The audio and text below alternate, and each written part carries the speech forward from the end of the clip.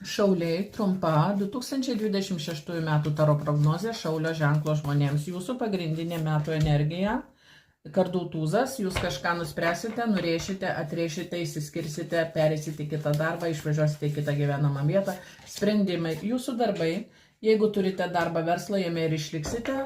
Darbai yra kasdienė rutina, tokia pat kokia buvo. Jūsų pinigėliai. Jūsų pinigėlius gausite per šeimos narius, per valdiškas išmokas arba per tą darbą, kuriame esate ir jis jums patinka, šauliai. Jūsų asmeninis gyvenimas, išliksite stabilume su tais, su kuriais esate, bet iš tikrųjų jokių emocijų, jokių audringų prasiveržimų neturėtų būti. Ir jums